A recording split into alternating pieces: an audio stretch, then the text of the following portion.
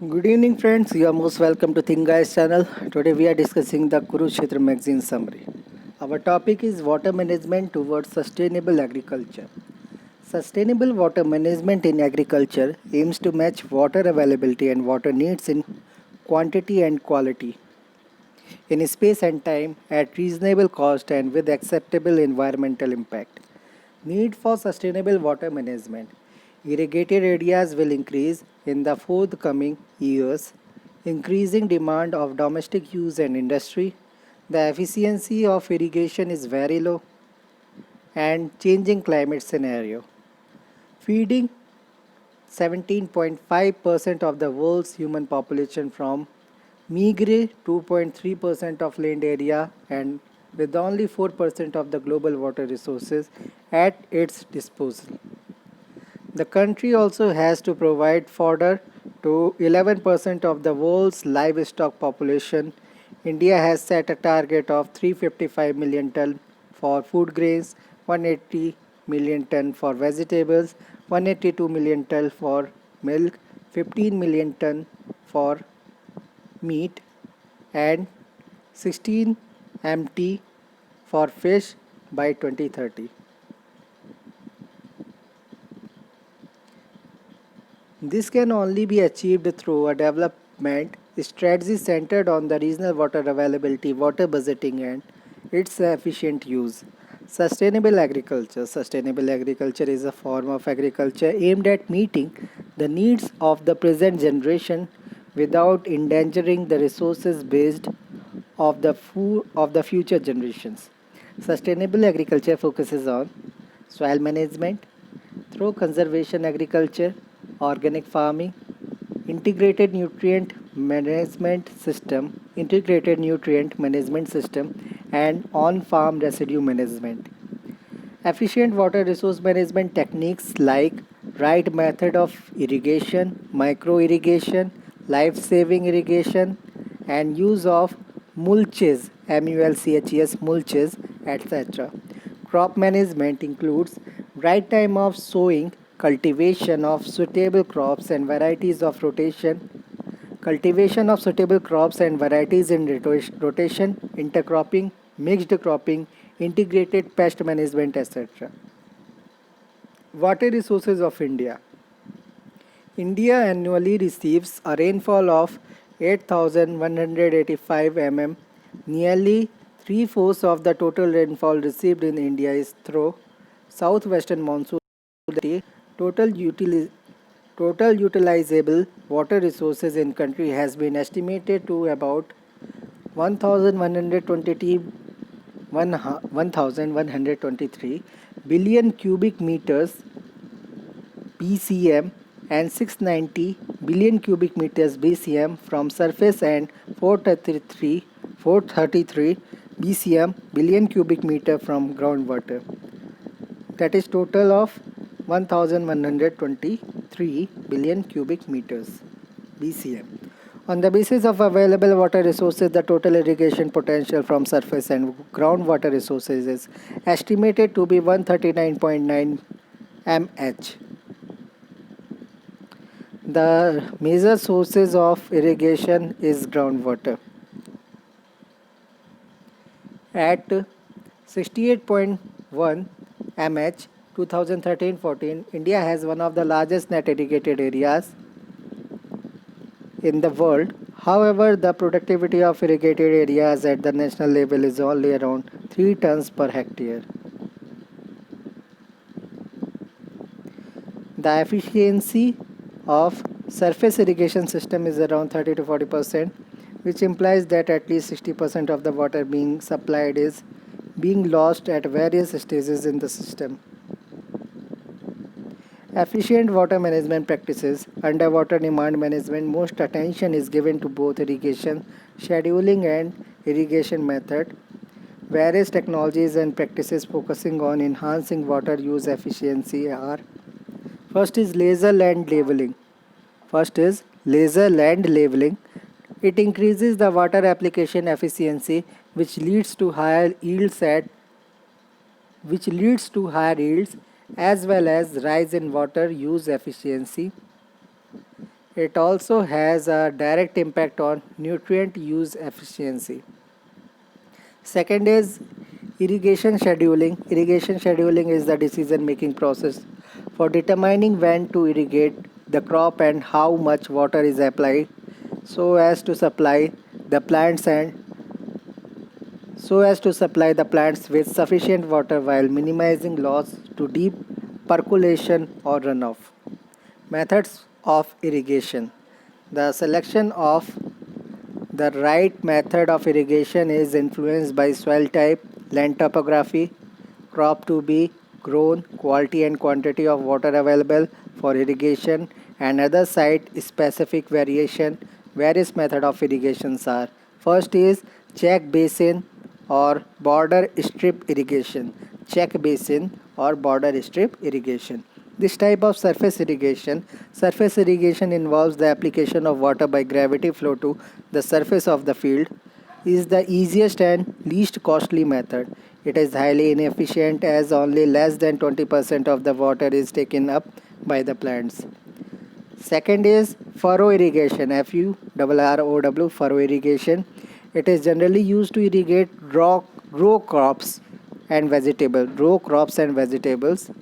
and is suited to soils in which the irrigation and infiltration rates are between 0.5 to 2.5 centimeter per hour. It is generally used to irrigate row crops and vegetables and is suited to the soils in which the infiltration rates are between 0.5 to 2.5 centimeter per hour. It is ideal for slopes varying from 0.2 to 0.5% and a stream size of 1 to 2 liter per second. 20 to 30% savings in irrigation water can be achieved by switching over to raised bed furrow irrigation system. Third is surge flow irrigation, SURGE, surge flow irrigation. Excessive water intake and deep percolation losses are major limitations for irrigation through furrows and border strips. Surge flow irrigation, the intermittent application of water in a series of on and off modes of constant or variable time spans, has the potential of reducing intake and percolation losses, increasing the irrigation efficiencies and conserving irrigation water. Fourth is micro irrigation. It is the most efficient method of irrigation and also leads to increased crop productivity. As on 2017, the area covered under micro irrigation is about 8.7 mH, accounting for only about 13% of the potential area. Micro irrigation mainly includes drip irrigation and sprinkler system water application. Promotion of micro irrigation. Micro irrigation in India is popularized with a subsidy component by both the central and state governments. In 2006, the Government of India started a centrally sponsored scheme CSS for micro irrigation. In 2010, centrally sponsored scheme CSS was enhanced in scope and renamed as National Mission on Micro Irrigation NMMI, which was subsequently brought under the ambit of National Mission on Sustainable Agriculture. In 2005, NMMI, National Mission on Micro Irrigation, was brought as the scheme under the Prime Minister's Krishi Sinchai Yojana PMKSY. In the micro irrigation, we has a part 1 sprinkler, SPRINKLER, sprinkler irrigation.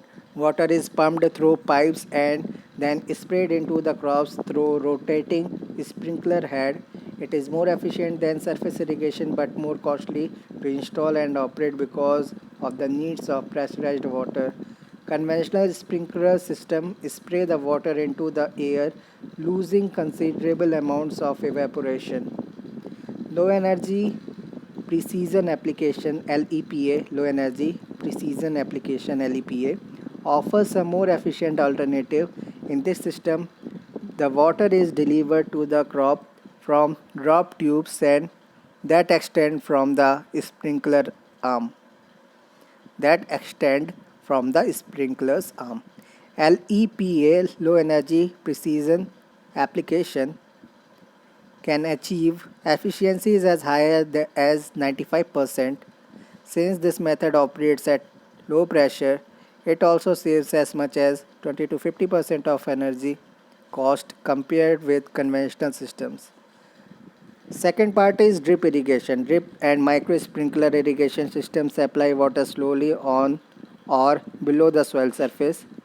It is often preferred over other irrigation methods because of its high 90% water application efficiency. The water use efficiency increases up to 100% in a properly designed and managed drip irrigation system.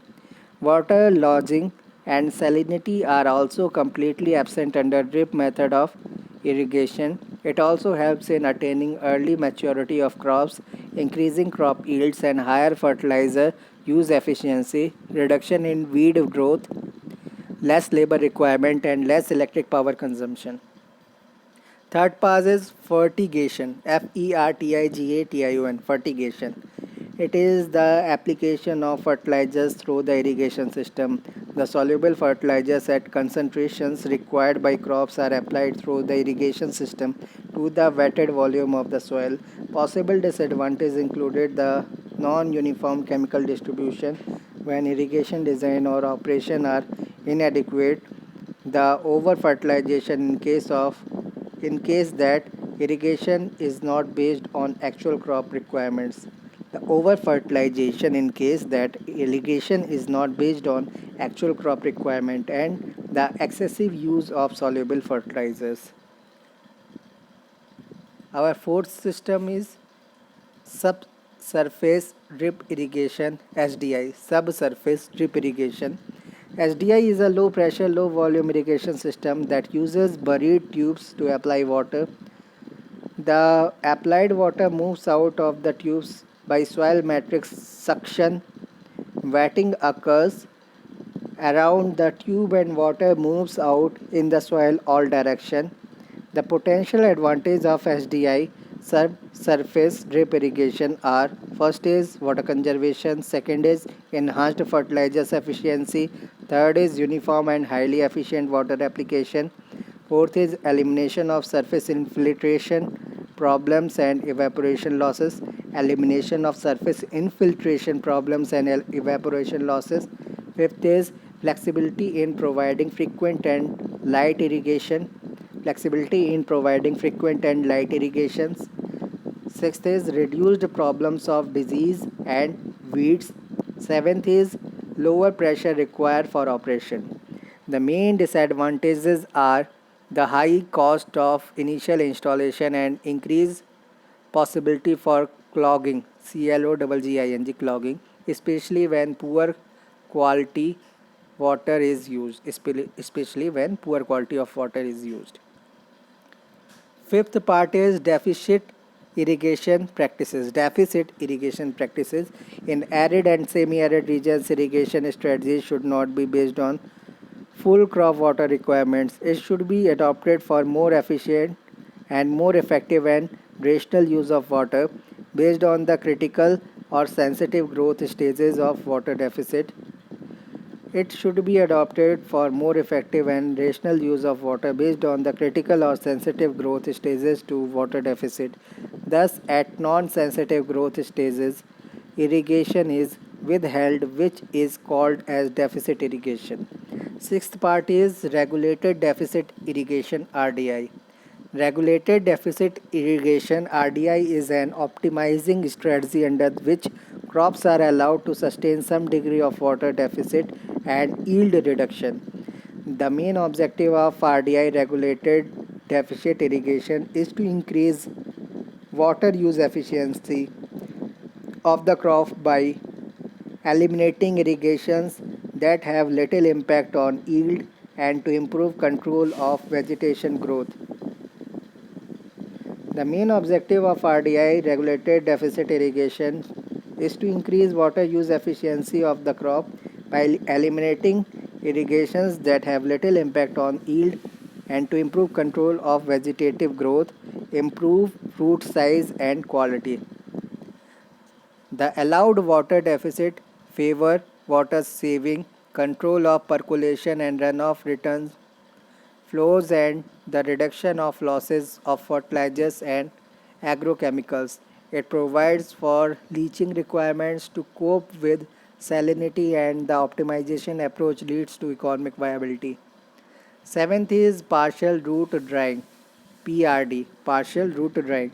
PRD is a new irrigation technique first applied to grapevines that subject one half of the root system to dry or drying conditions while the other half is irrigated.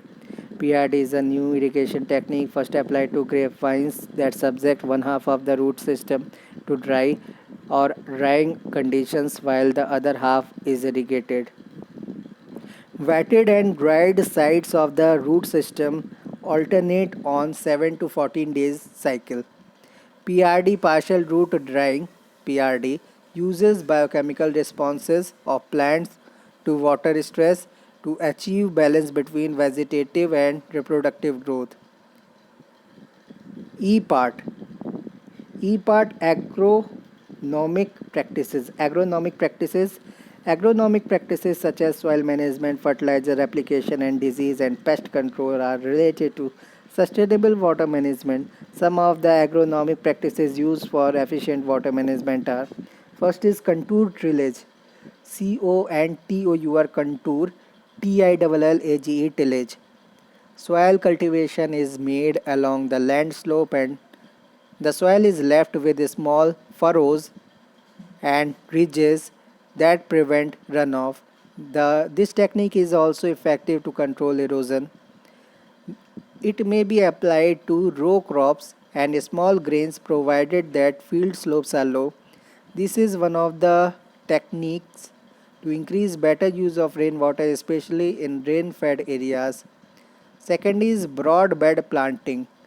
Cultivation of crop on broad bed and irrigation is applied in furrows.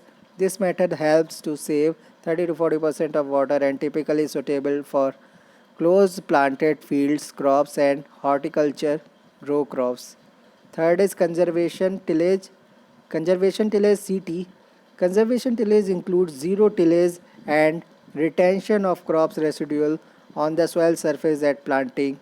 Crop residues act as mulches, mulches, and reduce evaporation losses and protect the soil from direct impact of raindrops, thus controlling crusting and sealing processes.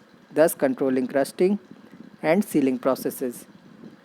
CT conservation tillage helps to maintain high level of organic matter in the soil, thus it is highly effective in improving soil infiltration and controlling erosion, which results in increase of WUE.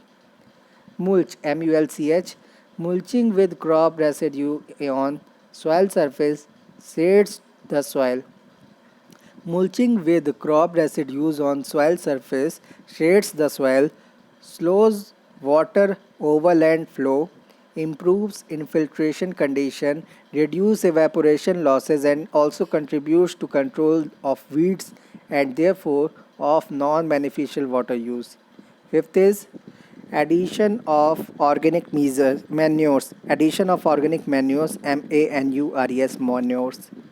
It provides for better soil aggregation, reduced crusting or sealing on soil surface, and increased water retention capacity of the soil. Sixth is additional of clay.